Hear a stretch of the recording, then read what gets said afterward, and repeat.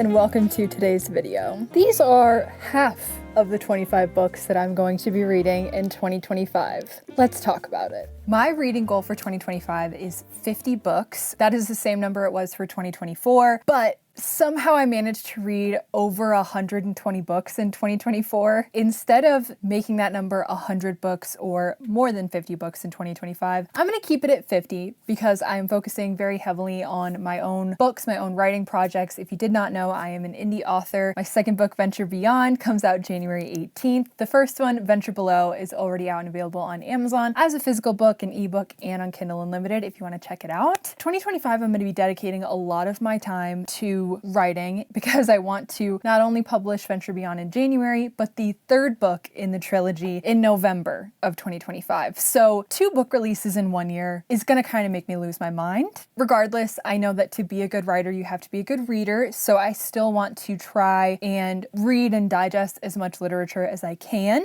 I came up with 25 books that I know for sure I'm going to go out of my way to make sure I read. And then the other 25 books, I'm a big mood reader, so I'm very open to just following my whimsy. There are a couple rereads I want to do. I'm currently in the middle of a reread of White Nights by Dostoevsky, and I am loving it so much more than the first time I read it. That was the first classic I ever really dived into, and I didn't like it that much the first time, but now that I've read The Count of Monte Cristo, which is another one I want to reread, I feel better equipped to understand what Dostoevsky was saying and conveying in his story, and I'm obsessed with it. Obviously, I'm going to be rereading The Six Deaths of the Saint all year, which is my favorite writing, period, of all time. But aside from that, we're going to dive into the 25 books that I'm going to be reading for sure in 2025. Out of the list, there are 10 books that I own physically that I wanted to incorporate on this list, and we're going to go over them. I really tried to pick books that I haven't put on previous TBRs and rattled off and said I'm going to read over and over again and never committed to. So those books are not on the list, like The Invisible Life of Addie LaRue. I am halfway through The Secret History. That's something, but I've been halfway through it for about 3 months.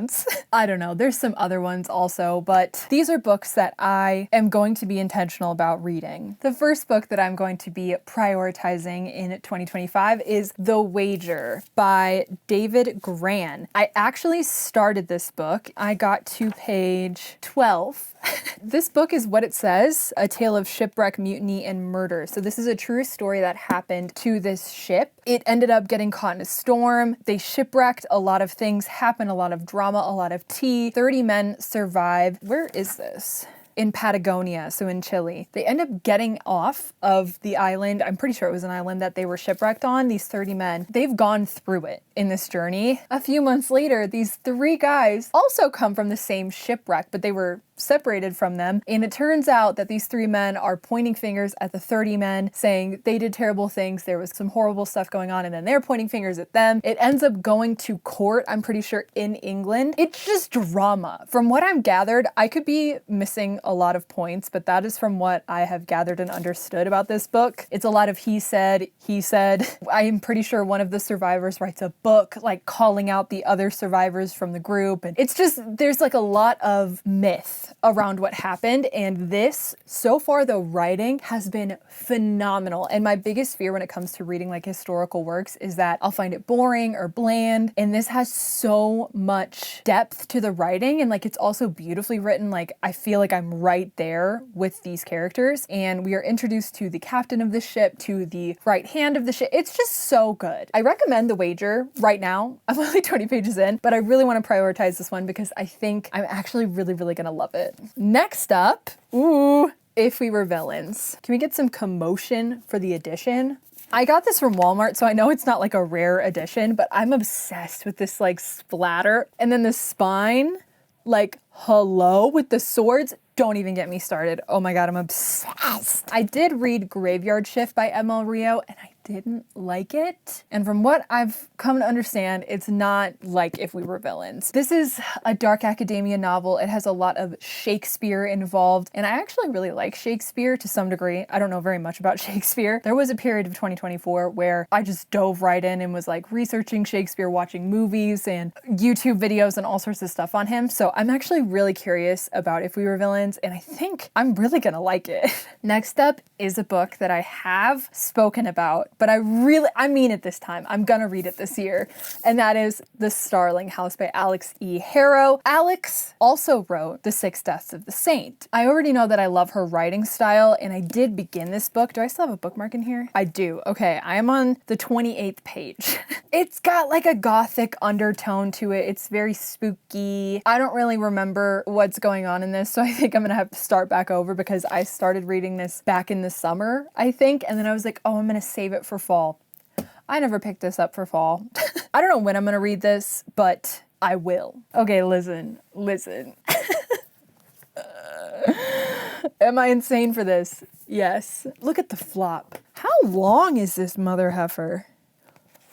Oh, this is over 1,000 pages. I should have known that. 1,157 pages. Amazing. I did start to read this just because I was curious as to like, I've never read Murakami, so I was very interested into like what the writing style was gonna be like. So I started reading it. I think I got to like the second chapter and I was very intrigued. I borderline was just gonna commit to reading the whole thing. And I was like, no. So I think I might include this in a reading vlog.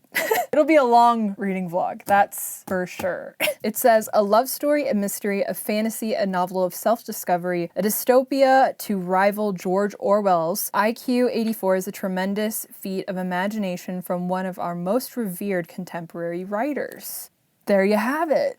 That's what it's about. Speaking of fantasy, I want to read Legend by David Gemmell. I've picked up a book called Waylander by David Gemmell from the thrift store, and I fell in love with it. I love that book so much, but I found out, I'm pretty sure it's the third or fourth book in this series. It didn't read like that, to be honest. It very much just focused on the character Waylander, and I really loved it. So Kayla, shout out Kayla, so sweetly bought me the first book in the series. So I want to read this one. I'm on chapter 3. I didn't really dive into it because I wasn't like totally in a fantasy mood, which I'm not really anymore, but this one I do want to prioritize next year because I have so many books in this series now from just going to thrift stores. So I want to start diving in, and I really am liking more high fantasy than the fantasy I feel like I used to read. That's been an interesting turn of events for me. Next up, we have Strange the Dreamer by Laini Taylor. I picked this up from a thrift store, and to be honest, I have just seen Strange the Dreamer. I'm pretty sure Katie's reading is where I saw this the first time, and she really loves it. I may be wrong, but I think I'm not. The dream chooses the dreamer, not the other way around. And Laszlo Strange, war orphan and junior librarian, has always feared that his dream chose poorly. Since he was 5 years old, he's been obsessed with the mythic lost city of Weep, but it would take someone bolder than he to cross half the world in search of it. Then a stunning opportunity presents itself in the person of a hero called the Godslayer and a band of legendary warriors, and he has to seize his chance or lose his dream forever. There's more to it, but that's the gist of it. So I don't know. I literally don't know. I have not ever tried to pick this up to read it. I don't know if this is going to be something I will like. Oh my God, that's so pretty. Oh, I love little details like that. Now I'm hoping I like it. I mean, I'm thinking I will. Names may be lost or forgotten. No one knew that better than Laszlo Strange. He'd had another name first, but it had died like a song with no one left to sing it. Okay, immediately I'm gonna f with this. Holy crap, dude. Okay, that was really good. And that's just the first sentence. So also maybe a reading vlog. If you want a reading vlog on all or any of these books, let me know because I will do it. And make sure to mention if you want it to be a spoiler reading vlog because I will spoil these books. You tell me and I will spoil it for you. The Alchemist. This is a very short classic that I have just heard really good things about, but I've never picked it up. I remember, I don't know if this was trending necessarily, but I remember seeing it everywhere in bookstores. Like they had stacks on stacks of The Alchemist. And so it made me very curious. And I found this at a thrift store, so I picked it up and have yet to actually read it and see if I like it. I want to prioritize it because it's so short. Fun fact, I'm very much in a classics era and I'm just leaning into it. So The Alchemist is on my list. To realize one's destiny is a person's only obligation, from The Alchemist. I love it. I feel like I'm gonna love it.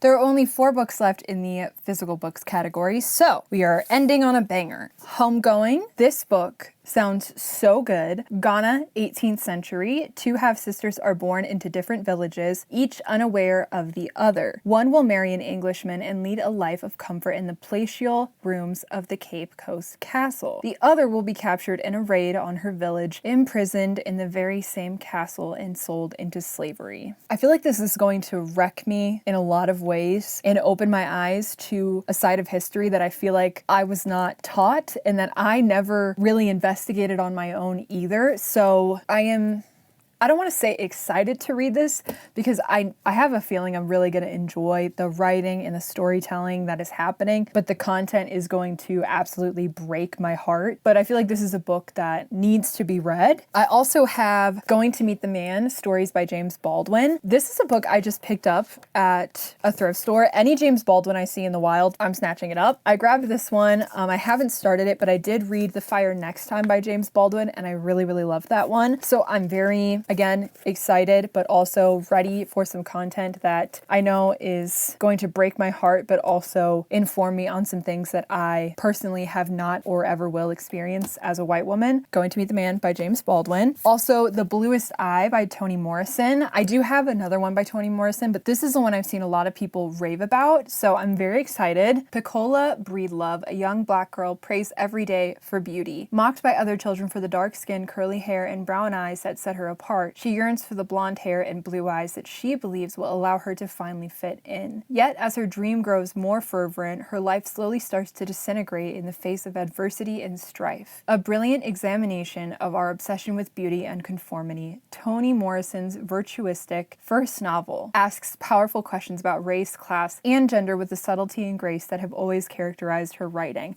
I did not know this was her first book. That's amazing. Wow. I'm so excited. I have actually not ever read Toni Morrison, so I have so many books on my TBR from her. Last, but certainly not least, of the physical books that I have is this beautiful special edition of The Principle of Moments. Like, are you seeing this? Oh my God. She's also an author tuber, so shout out. I am so excited to read this. Oh my God. Oh, it's signed. How did I not see that? This is a sci-fi.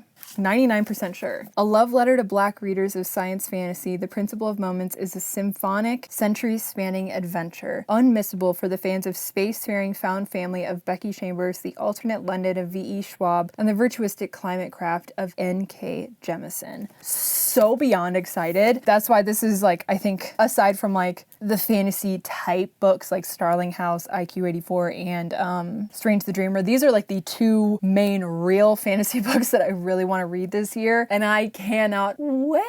Oh my gosh, I'm super excited for this one specifically. Okay, those are the 10 physical books that I'm going to be prioritizing in 2025. Now we're going to move on to the other 15 books that I'm going to be looking for in little free libraries, thrift stores, potentially buying at like Target or Barnes & Noble or any independent bookstores that are in my area. Or the one I'm really hopeful for is supporting my local library and snagging some of these books there. Because we travel a lot, I don't have the luxury of getting a library card because I'd have to get a different one at every county, and usually we spend like 2 weeks at each city. But because we are stationary for the next 6 months, I'm hoping that I can get a library card using like the address of where I work. I did this once in Arizona when we worked somewhere there for the winter, and it worked out really nicely. I got to go to the library and I loved it. So I'm hoping I can do the same thing here. We will see. That is a video coming soon, actually. I'm going to be trying to get my library card as well as going to some little libraries here and stocking them up because I think there's only 2 in my area, and then going to the only bookstore I've found here and trying to find some of these books that I'm about to talk about. Like I said, I'm on a bit of a classic streak, so I'm just leaning into it, and here are some books that are classics that I am very excited to be reading in 2025. Starting off strong, by Stoner by John Williams. From what I understand about this book, it follows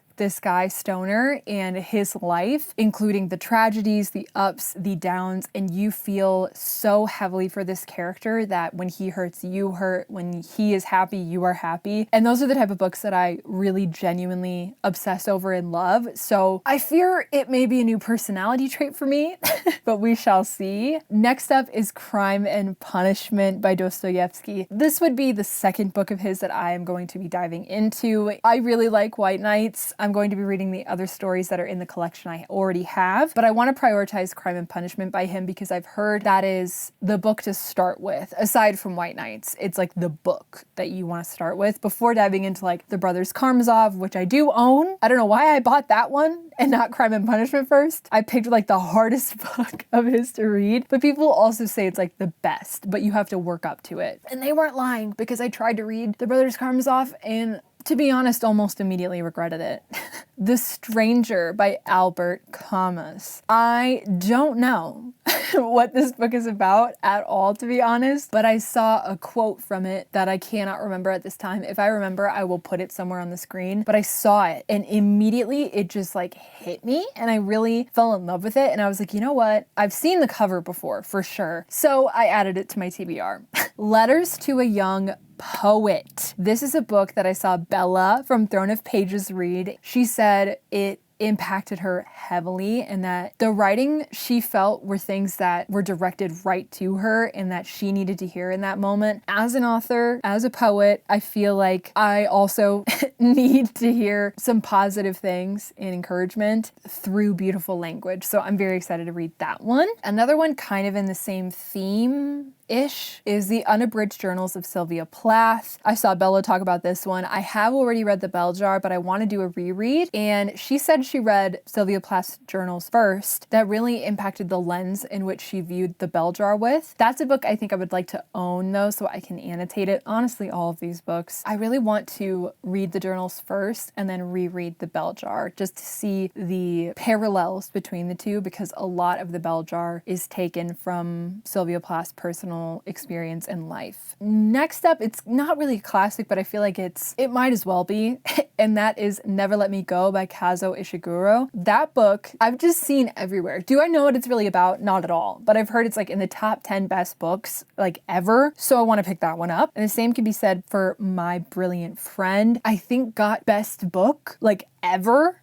I'm very interested to read this one. I'm pretty sure, again, it's just about friendship, I think, between these two women, the ebbs and flows of life. Kind of in the same theme as that is The Year of Magical Thinking by Joan Didion. This is a book that has been on my TBR for a very long time, but I am prioritizing it because I feel like 2025 is the year that I need to have some magical thinking. Now we're kind of shifting gears, but like not necessarily. I also want to read, oh my God, The Nightingale by Kristen Hanna. I do have. It's just decor, so I didn't remember to bring it because it's on my TV stand. But The Nightingale by Kristen Hanna, I do own. She's over there. I tried reading Kristen Hanna once. I tried picking up The Four Winds and I could not get into it. But I've heard The Nightingale is people's favorite book of all time, that the writing is really beautiful. People sob over this book and these characters, and I feel like I'm gonna do the same. I want to read that one in 2025. I want to pick up a Sally Rooney book, so I think I'm just gonna start with Normal People because I have not read any of her works. I initially had Intermezzo on there and I was like, I really think I need to start with something a little softer and something I know people really, really love. So I'm gonna go ahead and say Normal People. This is about two people, I'm pretty sure, go through like the talking phase for years on end and just kind of have this off and on again thing, which is just realistic to life, I think, in a lot of aspects. From what I've heard, the writing style is really unique and different in that I don't think she uses quotations. So it's kind of like it's a process to really understand her writing. Another one is Orbital by Samantha Harvey, which won the Booker Prize. Jack Edwards was talking about the Booker Prize, and Orbital won out of the entire roster. And honestly, from when he was describing the books that were also in that running to win, I thought it sounded really, really interesting. So the fact that it won just makes me want to read it even more. So another one that was also in the same list, like for the running to win that prize, was James by Percival Everett. This is a story of Huckleberry Finn, but told through James, or Jimmy, that goes on these adventures with Huck Finn, and it's all told from his perspective. It's just got so many accolades and has been, you know, said to be this incredible story. So I'm very excited to read that one by Percival Everett. The last two books are both romance. The fact that they're the only two romance books on this list, just kind of like with fantasy, I feel like in 2024, I really found like my niche of what I enjoy reading, which is basically classics and literary fiction.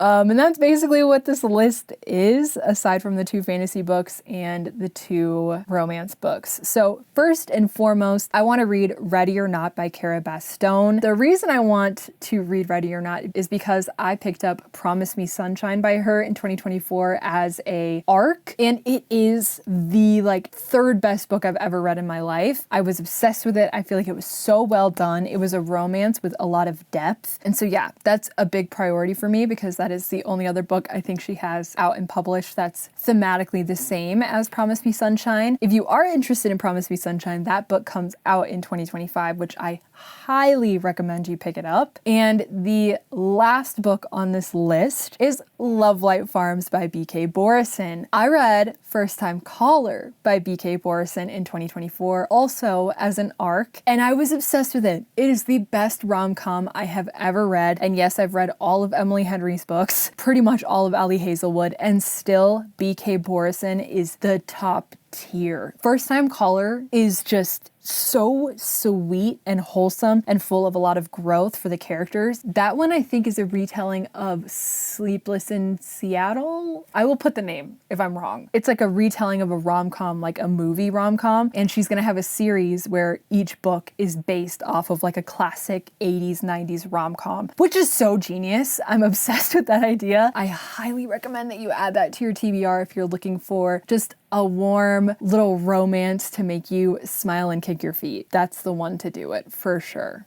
Those are the 25 books that I'm going to be prioritizing in 2025. I would love to hear some of the books that you are looking forward to reading in 2025. Make sure to give this video a like if you liked it, and don't forget to comment down below and subscribe and turn on post notifications so you get notified every single time that I post a new video. I'll see you in the next one. Bye!